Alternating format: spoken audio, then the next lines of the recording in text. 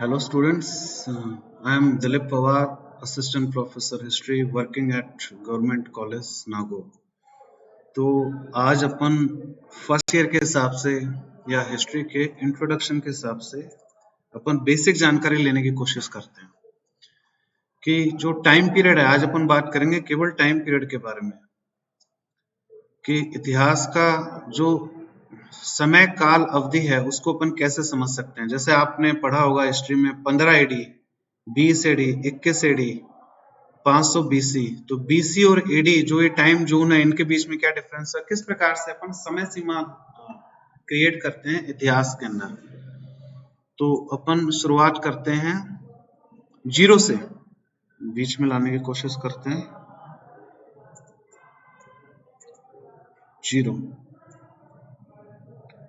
ठीक, तो दुनिया में जो समय पीरियड है वो कब से शुरू हुआ, यानी अपन गणना कैसे कर सकते हैं, किसी टाइम पीरियड को अपन किस हिसाब से एक समय प्रोवाइड कर सकते हैं। उसके लिए अपन को एक केंद्र बिंदु पे आना होगा, तो वो केंद्र बिंदु है जीरो, और जीरो से अपन ऊपर चलेंगे तो वो बीसी में आता है, यानी जीरो से पहले का समय। इसको अपन माइनस में भी मान सकते हैं, जीरो से पहले का समय ऊपर वाला। और उसके बाद अपन चलेंगे तो उसको कहते हैं एडी, एनो डोमिनी, एनो डोमिनी, ऊपर वाला हो गया बिफोर क्राइस्ट। और जीरो अपन ने क्यों चुना है, क्योंकि इस दिन जीसस क्राइस्ट, उसका जन्म हुआ था, क्राइस्ट का बर्थ हुआ था। यहाँ पे लिखने में मुझे थोड़ी दिक्कत आएगी, CHIRST, जीसस क्राइस्ट का इस दिन जन्म हुआ था, उसको अपन ने जीरो कह दिया। एक अपन को केंद्र बिंदु मिल गया समय जानने के लिए। फिर अपन उससे ऊपर जाएंगे तो टाइम पीरियड सारा का सारा बीसी के अंदर आएगा, उसको बिफोर क्राइस्ट कहेंगे। और जो जीरो के बाद का समय पीरियड है उसको अपन कहेंगे एनो डोमिनी, एडी, ईसा पूर्व। इसको हिंदी में कहते हैं बीसी को ईसा पूर्व, यानी 500 ईसा पूर्व, यानी ईसा के जन्म से पूर्व, 500 ईसा पूर्व। और ईसा के जन्म के पश्चात अपन हिंदी में क्या कहते हैं, सदी, पहली सदी, दूसरी सदी, 525वीं सदी। ठीक है, तो ये ईसा के जन्म के बाद का है। अब अपन भारतीय इतिहास के बारे में बात करते हैं। वेस्टर्न यूरोप का अलग इतिहास है, भारत का अलग इतिहास है। तो अपन जीरो से काफी पहले चलते हैं, यहाँ पे अपन आते हैं।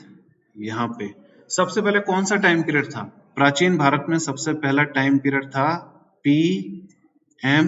मैं आपको कोड दे रहा हूँ याद करने का, N और C। P का मतलब होता है पैलियोलिथिक, पैलियोलिथिक, ये पत्थर युग है। चारों को चारों अपन उसको प्रस्तर युग कहते हैं, चारों को चारों पत्थर युग है।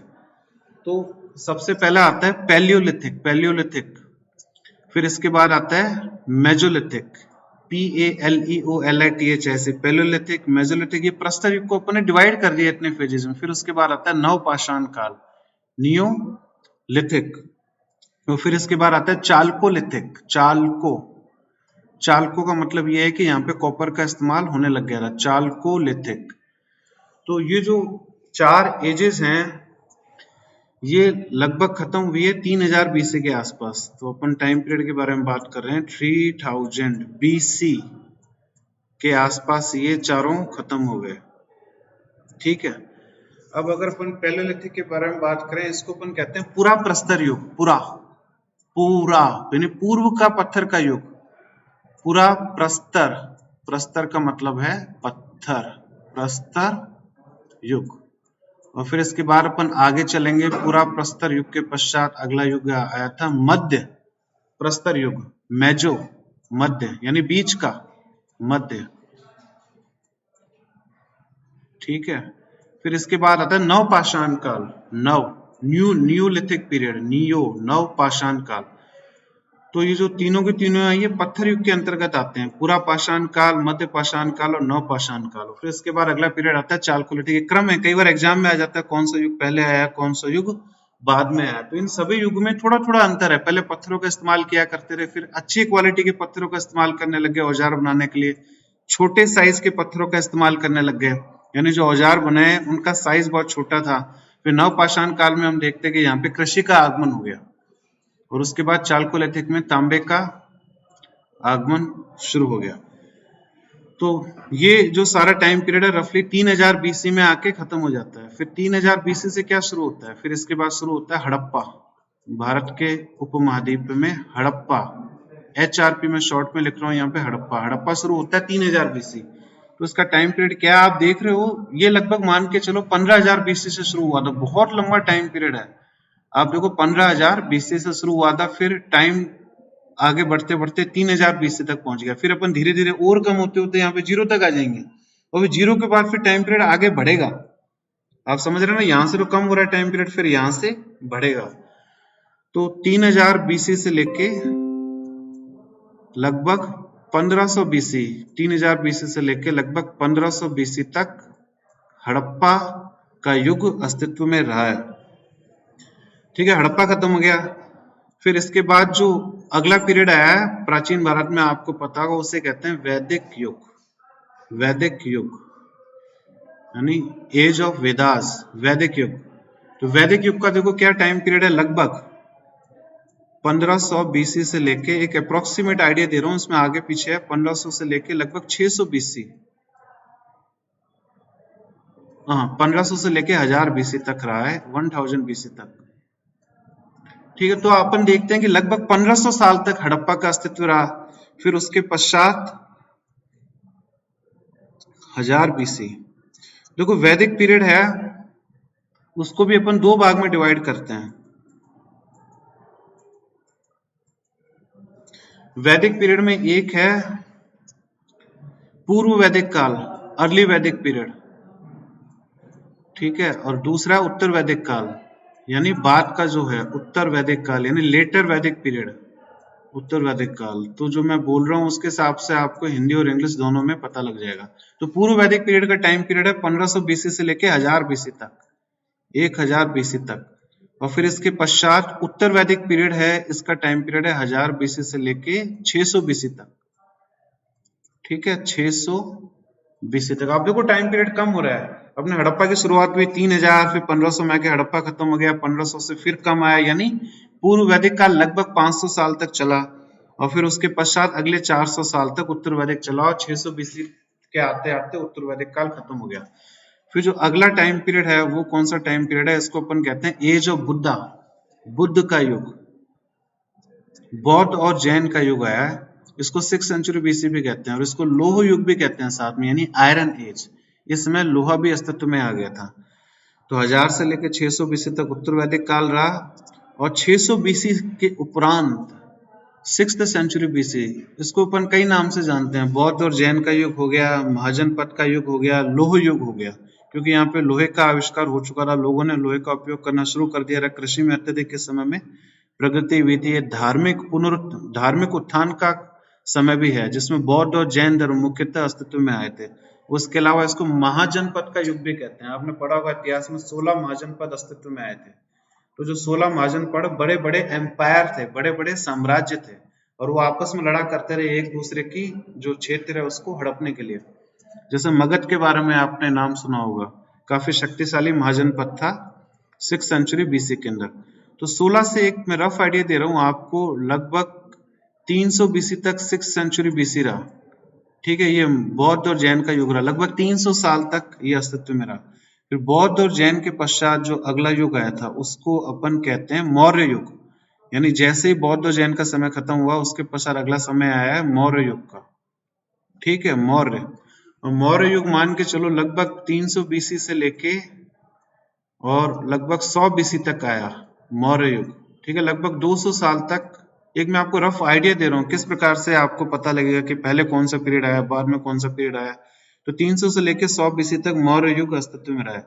और जब मौर्य युग खत्म हुआ तो उसके पश्चात आया पोस्ट मौर्यन पीरियड, यानी उत्तर मौर्य काल, पीएम। मैं इसको शॉर्ट में लिख रहा हूँ पीएम, यानी पोस्ट मौर्यन पीरियड, यानी उत्तर मौर्य काल। अब उत्तर मौर्य काल में अपन देखते हैं कि देखो 100 बीसी से लगभग शुरू हो रहा है। ठीक है, लगभग 100 बीसी से शुरू हो रहा है, और जीरो वाला टाइम पीरियड भी इसी में ही आ जाता है। जीरो वाला टाइम पीरियड भी इसी में आ जाएगा। फिर आगे और टाइम बढ़ेगा यहाँ से, वो लगभग इसको अपन मान लेते हैं 200 एडी तक उत्तर मौर्य काल। देखो 400 साल 300 साल हो गए ना, लगभग 100 से लेके 0 तक आएंगे, 0 से लेके 200 तक आएंगे, तो 100 साल ये हो गए, 200 साल ये हो गए, लगभग 300 सालों तक उत्तर मौर्य काल अस्तित्व में रहा। उत्तर मौर्य काल में क्या हुआ था, यहाँ पे भारत के देसी वंशज ने भी राज किया और प्लस बाहर से आने वाली कई सारी जातियों ने भी भारत में राज किया, कई सारे वंश ने भी भारत में राज किया। अब कौन कौन से वंश उत्तर मौर्य काल में भारत में आए थे, इसका एक शॉर्ट फॉर्म है। जैसे मैंने आपको बताया ना PMNC, कौन सा पहले आया कौन सा बाद में आया, ये समझने के लिए कोड बनाया। तो उसी प्रकार से जो वंश विदेश से भारत में आए थे, खासकर सेंट्रल एशिया से भारत में आए थे, कौन कौन से थे, देखो GSPK। अब इससे अपन को पता लगेगा, सबसे पहले आए थे ग्रीक। ग्रीक का मतलब होता है यूनानी। भारत में आए थे, उन्होंने उत्तर पश्चिम सीमा में अपना कब्जा किया और मथुरा तक भारत में पहुंच गए। फिर ग्रीक के बाद आए थे शक। शक भारत में आए थे, इनकी एक ब्रांच तो उत्तर पश्चिम सीमा में रुक गई और उसकी दूसरी ब्रांच है भारत के इंटीरियर में आते हुए गुजरात के साइड में उन्होंने अपना राज चलाया था। और जो गुजरात के साइड के शक है उनको क्षत्रप शक कहा जाता है। ये IAS और RS के एग्जाम में आया हुआ प्रश्न है, क्षत्रप शक किन्हें कहा जाता है। तो गुजरात के साइड में जिन्होंने अपना साम्राज्य स्थापित किया उनको क्षत्रप शक कहा जाता है। फिर ग्रीक, यूनानी, शक, और इसके बाद अगले आए थे पार्थियन। पार्थियन आए थे ईरान से, ईरानियन साइड से, पार्थियन। अब इसमें लिखना मुश्किल पड़ेगा माउस से, पार्थियन। और पार्थियन के पश्चात जो अंत में आए थे वो थे, के का मतलब है कुषाणा, लास्ट में आए थे कुषाण। तो ये क्रम है जिसके माध्यम से हमें पता लगता है कौन सा वंश विदेश से भारत में पहले आया, कौन सा वंश बाद में आया। और इस पे सवाल भी आ रखे हैं कॉम्पिटेटिव एग्जाम में, कौन सा पहले आया कौन सा बाद में आया। क्रम में लगाने के लिए जो टेबल ले रखी है उसमें शक को सबसे पहले बता रखा है, यूनान को सबसे नीचे बता रखा है। तो एग्जैक्ट क्रम में आपको इसको ध्यान रखना पड़ेगा। तो जैसा कि मैंने कहा कि 100 BC से लेके कम होता होता आप देख रहे हो कहां से शुरू हो रहा है, लगभग 15,000 BC से टाइम पीरियड शुरू हुआ है, पत्थर युग शुरू हुआ। यानी पत्थर युग का मतलब है मानव अस्तित्व में आ चुका था 15,000 BC के आसपास। फिर देखो लगभग कितना लंबा समय, 12-13 हजार साल तक ये पत्थर युग चला सारा का सारा। फिर जब पत्थर युग खत्म हुआ तो हड़प्पा का युग शुरू हो गया, हड़प्पन पीरियड। और हड़प्पन पीरियड का टाइम पीरियड है 3000 से लेके 1500, यानी 1500 साल तक। फिर उसके बाद वैदिक पीरियड आता है। वैदिक पीरियड का संपूर्ण टाइम पीरियड है 1500 से लेके 600 BC तक, जिसको अपन दो भागों में डिवाइड करते हैं। पूर्व वैदिक काल 1000 से 1500 से लेके 1000 BC तक, यानी 500 साल।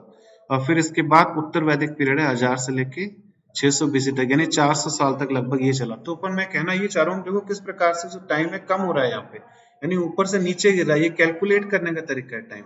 तो 15,000 से कम होता होता 3000 पे पहुंचा, 1500 तक पहुंचा, 600 तक पहुंचा, 300 तक पहुंचा, फिर 100 तक पहुंचा, फिर 100 से लेके 0 आया, 0 से लेके फिर टाइम आगे बढ़ा, 1 2 3 4 5 6, अब कम नहीं हो रहा, बढ़ेगा 0 के बाद। तो 200 AD तक लगभग उत्तर मौर्य काल का राज रहा है भारत के अंदर। तो ये लगभग 300-400 साल हो गए। अब उत्तर मौर्य काल के बाद कौन सा बड़ा वंश भारत में काबिज हुआ? उत्तर मौर्य काल के बाद काबिज हुआ गुप्त वंश। तो आपके लिए ये समझने की चीज है कि जो गुप्त काल है वो BC के अंदर नहीं है, गुप्त काल AD में है, जीसस के क्राइस्ट के पश्चात आया है। क्योंकि कई बच्चों को पता ही नहीं होता मौर्य पहले आया है, गुप्त पहले आया है, या बौद्ध जैन का समय कौन सा था। इससे आपको क्रोनोलॉजी पता लगेगी, जिसको कहते हैं अपन काल क्रम। तो गुप्त अपने शुरू हुआ है लगभग 300 AD से शुरू हुआ है। अब मैं अप्रोक्सीमेटली टाइम पीरियड बता रहा हूँ, उसमें 270 भी हो सकता है। 300 AD से शुरू हुआ है, लगभग 550 साल तक चला है, 550 साल तक चला है भारत में। ठीक है, तो गुप्त युग था। उत्तर भारत के बारे में अपन बात कर रहे हैं मुख्यतः यहाँ पे। अब गुप्त काल के पश्चात, गुप्त काल के अंत के पश्चात जो नया वंश आया उसका नाम था हर्षवर्धन का युग। H यहाँ पे लिख दिया मैंने, H का मतलब है हर्षवर्धन का युग। तो ऑलमोस्ट 100-150 साल तक हर्षवर्धन का युग यहाँ पे चला है। और हर्षवर्धन के युग के बाद अपन देखते हैं उत्तर भारत में सामंतवाद का युग शुरू हो जाता है, यानी लगभग 800 AD से लेके रफली 1200 AD तक सामंतवाद का युग उत्तर भारत में रहता है, 1200 AD। और सामंतवाद के अंतर्गत क्या है, हमें ये देखने को मिलता है कि कई सारे राजपूत वंश ने अपना शासन यहाँ पे शुरू कर दिया था 800 से लेके 1200 AD के बीच में। अजमेर हो गया, और तो इस प्रकार से हम देखते हैं अनेक राजपूत वंशों ने अपना राज यहाँ पे कायम किया, जिसको सामंतवादी युग कहा जाता है, या इसको पूर्व मध्यकालीन भारत भी कहा जाता है। देखो जो प्राचीन भारत है वो लगभग हर्षवर्धन के साथ खत्म हो जाता है। उसके पश्चात जो अगला टाइम पीरियड है 800 से लेकर 1200 AD, उसको कहते हैं पूर्व मध्यकालीन भारत। तो तो प्राचीन भारत यहाँ खत्म हो गया। पूर्व मध्यकालीन भारत 800 एडी से शुरू होता है। जो सामंत युग है यानी सामंतवाद के शुरू होने के पश्चात ही जो टाइम पीरियड है उसको सामंतवाद का युग कहा जाता है। फिर जब 1200 एडी खत्म होता है तो उसके पश्चात हम देखते हैं मध्यकालीन भारत शुरू होता है, जिसमें सबसे पहले आते हैं तुर्क भारत में आगे जो अपना राज यहाँ पे कायम करते हैं। तुर्कों के राज को भारत में कहा गया था दिल्ली सल्तनत। तो अपन यहाँ पे मध्यकालीन भारत में आ गए। दिल्ली सल्तनत के पश्चात जो अगला युग था वो था regional era of regional dynasties, यानी क्षेत्रीय वंशों का उदय हुआ था दिल्ली सल्तनत के पश्चात। और जब क्षेत्रीय वंशों का उदय खत्म हुआ, क्षेत्रीय वंश समाप्त हुए, उसके पश्चात मुगल वंश शुरू हुआ भारत में। और मुगल के पश्चात हम जानते हैं अंग्रेजों का भारत में आगमन हुआ। तो ये अपन उत्तर भारत के इतिहास के बारे में बात किया। और यहीं के आसपास 200 से लेके 300 एडी के आसपास दक्षिण भारत के इतिहास की भी शुरुआत हो जाती है, साउथ इंडिया, जहां पे सबसे पहले आता है संगम युग। दक्षिण भारत में संगम युग की शुरुआत होती है। और जब संगम युग खत्म होता है तो उसके पश्चात वहां पे धीरे धीरे राजवंश उभर के आते हैं, चेर, चोल और पांड्या। तो दक्षिण भारत का इतिहास थोड़ा सा अलग चलता है। अपन ने आज उत्तर भारत के इतिहास के कालक्रम के बारे में बात किया। तो मुझे आशा है कि आपकी थोड़ी अंडरस्टैंडिंग इतिहास के कालक्रम के बारे में क्लियर हुई होगी इस वीडियो के पश्चात। तो मुझसे ऑनलाइन जुड़ने के लिए आप लोगों का बहुत बहुत धन्यवाद।